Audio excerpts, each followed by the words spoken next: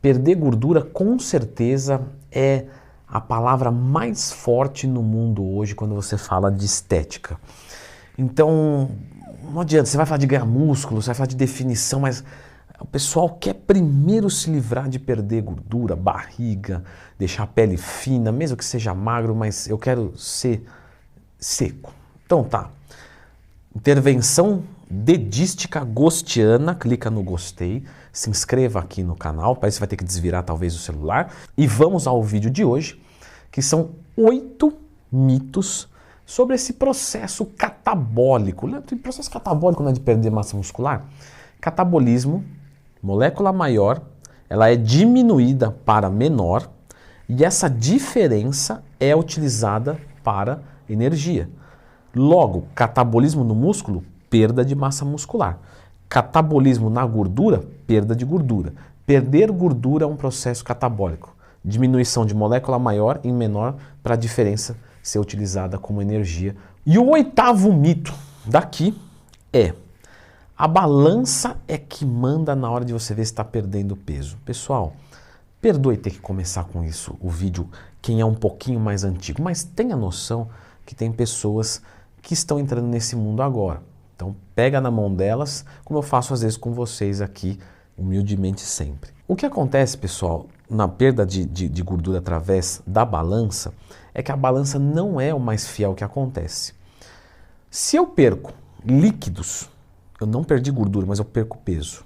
Se eu perdi massa muscular, eu não perdi gordura corporal e eu perdi peso. Vamos dizer que eu perdi gordura, mas eu também ganhei músculo porque estou treinando para aumento de secção transversa e hipertrofia muscular. Na balança pode apontar um empate, mas eu estou emagrecendo até mais do que se eu tivesse perdido só 2 kg de gordura. Por quê? Se eu perco 2 kg de gordura e ganho 2 de músculo, o meu percentual de gordura cai mais. Por quê? O percentual de gordura é em cima do peso total. Se o peso total é maior, o percentual se torna menor. Claro, 5 quilos de gordura em 100 quilos é 5%. Se eu pesasse 50 quilos, seria 10%. Então, quanto mais músculo eu tenho, mais fácil é eu deixar o percentual de gordura menor. Então, a balança não é o mais importante. Eu provo isso para você agora. Acorda, se pesa. Vai lá, faz o seu café da manhã, toma uma água, se pesa de novo. Aumentou. Você engordou? Não. Bolo alimentar. A comida está dentro de você. Não está mais no estômago. Bom, ou vai para cima ou vai para baixo. E é melhor que vai para baixo. Bolo fecal. Isso pesa também. Então, muito normal, depois de uma refeição do lixo, você está mais pesado, claro. A comida está dentro de você. É o mínimo que deveria estar. É mais pesado. Seria estranho se você comesse alguma coisa e não estivesse, não é mesmo? E tanto é que vai muito rápido depois o peso embora quando você volta para a dieta. Então, num processo de perda de gordura, a balança ela pode nos ajudar a ser uma variável a se observar com um olhar questionador do que está acontecendo num contexto físico. Número 7. Você precisa comer várias vezes por dia em porções menores para que seu metabolismo fique mais acelerado e com isso você consegue emagrecer mais. Não, o certo é você fazer jejum intermitente, que aí você come menos refeições e esse período que você fica sem comer, você está queimando mais gordura. Você vai falar, qual que é o certo? Nenhum dos dois. Como é imposto assim, não. O fator determinante para a perda de gordura corporal é o quanto você come por dia.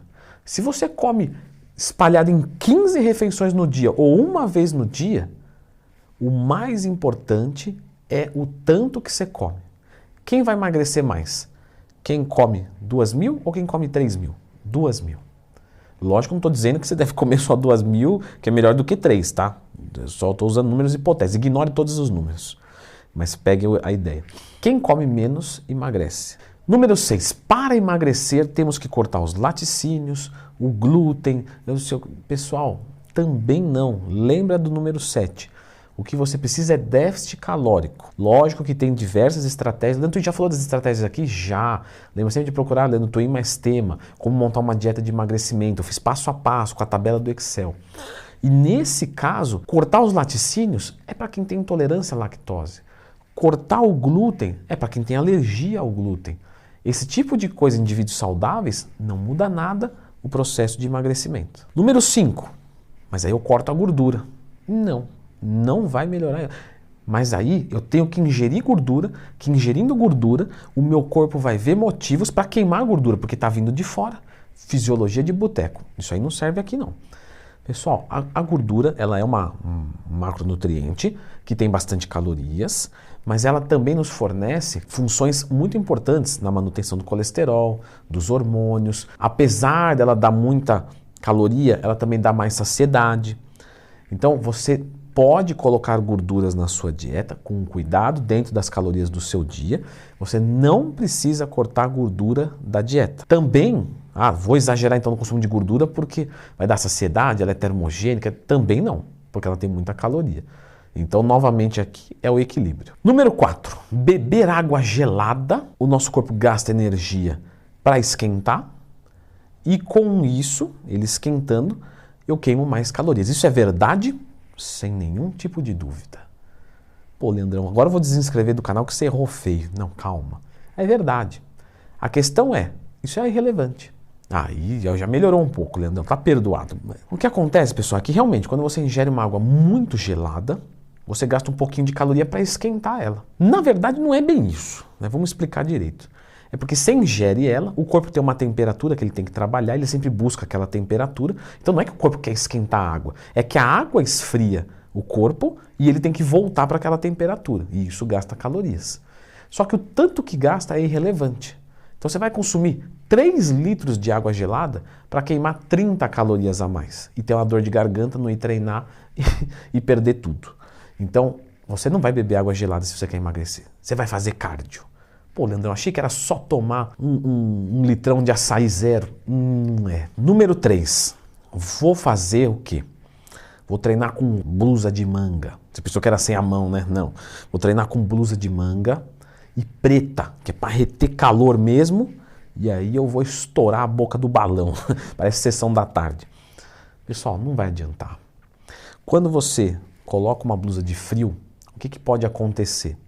Perda de performance, porque você vai superaquecer a sua máquina e qualquer máquina superaquecida perde rendimento. Então você vai correr menos na esteira, porque você vai cansar mais rápido, mas eu perco mais peso e tal, você vai perder mais água. Então o que o lutador faz? Precisa subir na balança e perder meio quilo. Ele não tem como perder meio quilo em um dia. O que ele vai fazer? Vai perder água. Mas ele não está preocupado com isso porque ele vai beber água, até é interessante que ele beba água para que ele volte a ter performance, porque menos água no corpo é menos performance. Então você fazer isso, no momento que você beber água, você fala, não vou beber água. Tá bom, então vamos ter um desidratado morto. Acho que não vai adiantar muita coisa para o teu físico. Número 2, vou cortar o carboidrato da dieta, porque o carboidrato engorda.